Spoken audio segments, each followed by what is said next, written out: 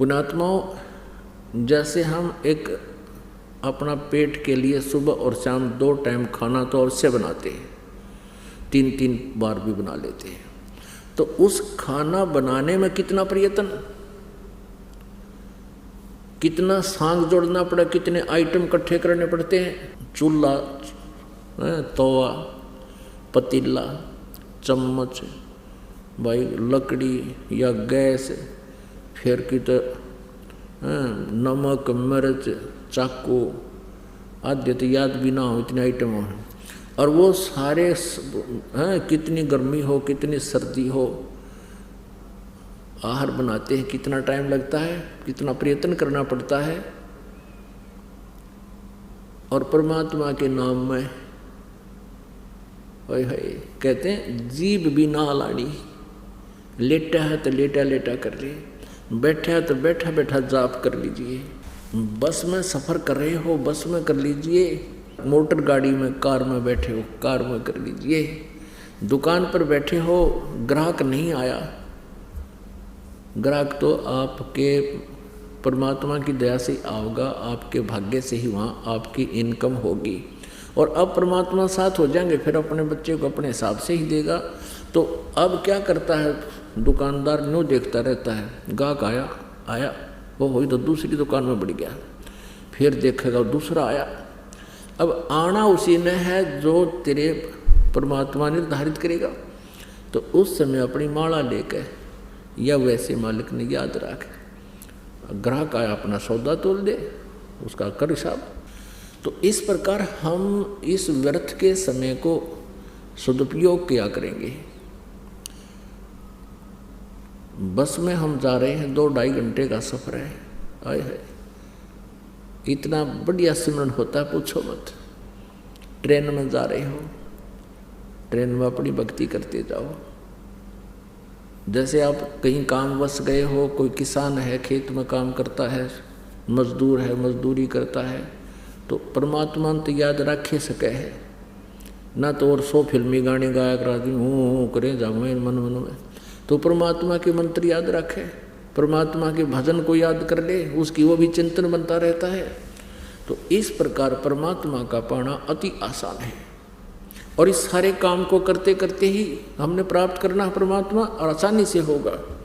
नाम उठत नाम बैठत नाम सोवत जागबे, नाम खाते नाम पीते नाम सेती लागबे। परमात्मा अपनी अमर वाणी में तत्व ज्ञान में कहते हैं कि परमात्मा की भक्ति के लिए कोई विशेष आसन की आवश्यकता नहीं। जैसे गीता जी अध्याय नंबर 8 के श्लोक नंबर 7 में गीता ज्ञानदाता कहता है, तू युद्ध भी कर और मेरा सिमरन भी कर। अब युद्ध से कठिन काम कौन सा हो सकता है, और उसमें भी भगवान याद किया जाता है। और यही प्रमाण यजुर्वेद अध्याय नंबर 40 के मंत्र नंबर 15 में है। ओम कर्तु समर किलबे समर कर्तुम समर। ओम नाम का मंत्र का जाप काम करते करते सिमरन कर, विशेष कसक के साथ सिमरन कर, और मनुष्य जीवन का परम कर्तव्य जानकर इसका सिमरन कर। यही परमात्मा सूक्ष्म वेद बताते हैं कि नाम उठत नाम बैठत नाम सोत जागबे, नाम खाते नाम पीते नाम सेती लागबे। अब जैसे आपके अंदर एक विशेष कसक बनाकर जो भजन हो सकता है, आपको एक विशेष प्रेरणा बनेगी, आपको भय लगन लगेगा, हे भगवान कहीं फिर से जन्म ना हो जाए, हे परमात्मा कहीं फिर काल के जाल में पंजा फंसा ना रह जाए। तो उस डर से आप अवश्य अंदर से एक विशेष कसक के साथ सिमरन शुरू होगा, और फिर भूल ना पड़े उसकी। तो उसमें आप बैठे हो, कोई चर्चा चल गई किसी संसारिक काम की, 10-20 मिनट डिस्कशन हो सकती है, उसके बाद फिर अपनी भक्ति शुरू कर लो। तो जैसे आप काम कर रहे हो, कोई ऑफिशियल कार्य है, उस काम से फुर्सत मिलते ही अपना भगवान ने याद रखे। और जैसे काम अपना कर भी रहे हो, फिर भी चिंतन होता है प्रभु का, वो सहज समाधि होती है। सहज समाधि कैसे होती है कि जिस प्रकार किसी व्यक्ति को कोई टेंशन हो जाती है, वो चाहे कितना ही कार्य कर रहा, चाहे लेखन कार्य कर रहा, चाहे कोई और किसी काम में बिजी है, या कोई मजदूरी या किसान या खेती कर रहा है या दुकान पर बैठा है, वो फिर भी उसको उस टेंशन से उसका माइंड हटता नहीं, मन नहीं हटता, 1 सेकंड में फिर वहीं आ जाता है। तो इस प्रकार ये टेंशन बनेगी आपका उस परमात्मा के नाम की। तो उसमें आप बैठे हो, बैठे बैठे सिमरन करते रहो, और सोने से पहले आप लेट गए, लेट के सुमन शुरू कर दो, श्वास उश्वास का, सतनाम का, और मन माने सपने में भी वो सुमन आपका प्रारंभ रहे, क्योंकि जितना आपका अभ्यास बढ़ जाएगा वो भी उतना ही स्वप्न में भी आपको परमात्मा के सपने आने शुरू हो जाएंगे सोते समय भी। तो इस प्रकार हम परमात्मा को पाएंगे। अब कई भक्त कहते हैं जी हमारे पास टाइम नहीं है, फिर देखेंगे, फिर देखेंगे। अब फिर का क्या पता, अगले श्वास का पता नहीं ये आएगा कि नहीं आएगा, और हम फिर पर छोड़ रहे हैं। परमात्मा कहते हैं काल करे सो आज करो, आज करे सो अब, और पल में प्रलय हो जाएगी, फिर करांगे कब। अब परमेश्वर हमें याद दिलाते हैं। अब कोई ये सोचता है कि मेरे पास तो बहुत बिजी लाइफ है, इसमें भक्ति होगी कैसे। भाई कितनी बिजी लाइफ हो और कल मृत्यु हो जाती है, वो कहाँ जाएगा आपका वो बिजी लाइफ। फिर इससे भी ज़्यादा बिजी लाइफ हो जाएगी, कुत्ता बनकर सैर सपाटे करता फिरेगा एक टूक के लिए, गधा बन करके कुम्हार के हाथ लग जाएगा, सुबह और से लेकर शाम तक पानी तक भी नहीं मिलेगा पीने को,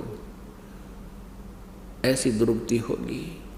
तो परमात्मा परमेश्वर हमारे हितैषी हैं, हमें जगाना चाहते हैं कि तुम कहाँ सेट होगे, तुम कहाँ बैठ गए। जो तुम्हारा है नहीं उसको अपना मान लिया तुमने। अपना आत्मा। एक बार एक दरोगा जी थानेदार घोड़ी पर बैठ के, जून का महीना, हरियाणा का स्थान, और अपने नगर से किसी गांव में जा रहा था। आगे एक किसान सिंचाई कर रहा था अरहट से, रहट से। एक कुआं होता है, रहट का कुआं होता है, कच्चे कुएं होते थे, और उसमें एक ऊपर पुली लगा लेते थे। उस पुली के ऊपर एक चैन, बहुत लंबी चैन डाल दिया करते जो नीचे पानी तक जाती थी, और चैन का बाल्टी बांध लिया करते थे, वेल्ड कर रखी होती थी, और जैसे कोल्हू चलाते हैं बैलों से, ऐसे उस रहट को घुमाया करते थे। तो वो पुली घूमती थी, नीचे से पानी भर के ऊपर आता था, और खेत में पानी सिंचाई के लिए वो बाल्टी खाली हो जाती थी, फिर नीचे से भर कर आती थी। तो वो ऐसा जुगाड़ होया करता कि उसमें शोर बहुत होता था। जब वो चलता था तो उसमें वो लोहे के जो पुर्जे थे वो चूं ची चर चूं करता था, बहुत आवाज़ करता था। अब थानेदार को प्यास लगी जोर की, और घोड़ी को भी प्यास लगी हुई, दोपहर का समय हो गया, 12-1 बजे का। अब देखा कि किसान के खेत में पानी चल रहा है, तो दरोगा जी अपनी घोड़ी पर सवार यूं का यूं आया, और उसने घोड़ी को पानी पीने के लिए, जहाँ वो रहट से पानी तुरंत गिर रहा था, वहाँ पीने के लिए थोड़ा सा जगह होती है, पानी थोड़ा रुक जाता है, वहाँ लेकर आया, और उसकी चूं चूं को, उसमें जो चरचों की आवाज़ आ रही थी, उससे घोड़ी बेदक गई, और 1 किलो 200 फुट जाकर डटी। अब दरोगा जी ने उस किसान पर डांट लगाई कि किसान ये चूं चूं बंद कर दे, मेरी घोड़ी डरती है। अब किसान ने वो रहट रोक दिया, बैल रोक दिए। अब वहाँ से जब वो घोड़ी को निकट लाया, क्योंकि वहाँ मरुस्थल, ये बालू रेत सूखी जमीन थी, जब तक वो घोड़ी वहाँ लेकर आया तो वो पानी था वो जमीन ने पी लिया। अब उस दरोगा जी ने कहा कि किसान पानी निकाल। किसान ने बैल हाँक दिए, वह फिर चुर चूँ हुई, घोड़ी फिर डांक मारेगी, 200 फुट फिर जाकर डटी। अब उस दरोगा जी ने फिर कहा किसान इस चूँ चूँ को बंद कर। उसने बैल रोक दिए, वो फिर निकट लाया तो वह फिर जल नहीं। कहा जल निकाल, उसने फिर वो बैल हाँक दिया, चूँ चूँ करके घोड़ी फिर भागी। अब किसान कहने लगा दरोगा जी जब पानी पीना आती चूँ चूँ में पीना पड़ेगा ना, दोनों मरोगे तुम।